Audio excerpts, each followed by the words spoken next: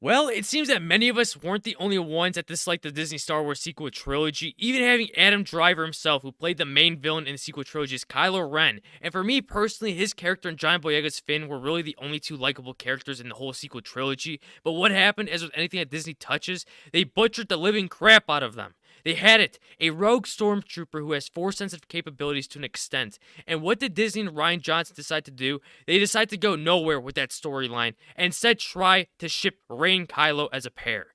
Even though they've been trying to kill each other in the previous two movies, it makes absolutely no sense that they decided to go down that route, and Adam Driver doesn't want to be remembered for that role, to which we will get to here very soon. And you even had Liam Neeson very recently in an interview that was conducted about a week ago come out and give his thoughts on if he'll ever reprise his role as Qui-Gon Jinn, to which he of course would say no to. But he would continue in saying that the franchise has been diluted and has taken away the magic, and this is something that many studios in this day and age don't understand, but continue to milk these franchises to the ground until they aren't profitable anymore for them. And all the more respect towards Liam here for that, which is why we only saw him appear in the quick cameo as Qui-Gon Jinn in the Obi-Wan series, because it was a quick and easy thing to do. And I have big respects for Liam Neeson and that of him playing such a beloved character in the prequel trilogy that many fans want to see him reprise his role again. And Liam Neeson understands that things can't continue to go on forever and have to end at some point, to which I don't believe the hate is justified when it comes to the prequel trilogy. You had some of the most iconic fight scenes in all of Star Wars take place, as well as memorable key moments and characters.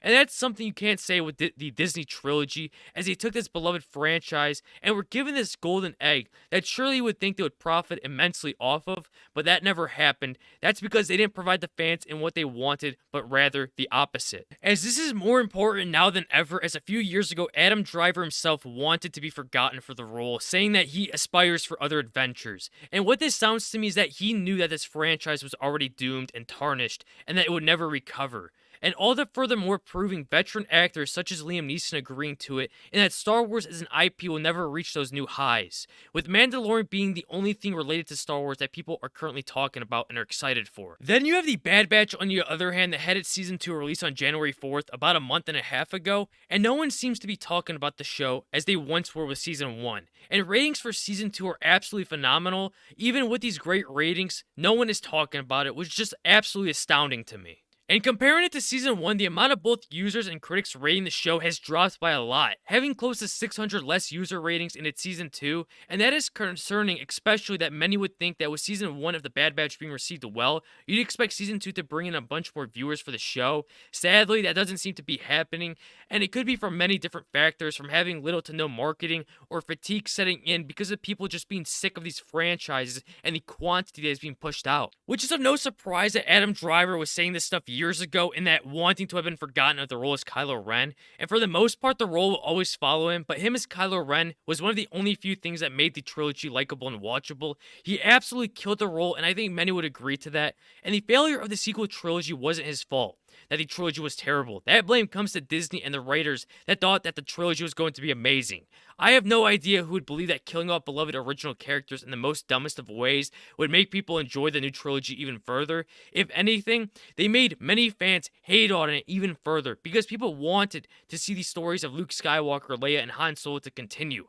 But with each new movie, one by one, they would go, leaving all the original trilogy fans in disbelief, and rightfully so. We also had Daisy Ridley hardly being able to find any acting jobs and is open to return to Star Wars, as that is one of the only roles that she's been known for. I mean, what other movies or shows has she been in since Star Wars that have been a success? If you said none, then you were absolutely correct. If I was her, I wouldn't want to touch Star Wars at all at the moment until Disney at least proves themselves in being competent in handling this franchise, which is something Adam Driver and many others seem to understand, and that being what made these IPs and franchises a success in the first place. Let me know your guys' thoughts in the comments below, and don't forget to subscribe, like, comment, share, and I'll catch you all in the next one.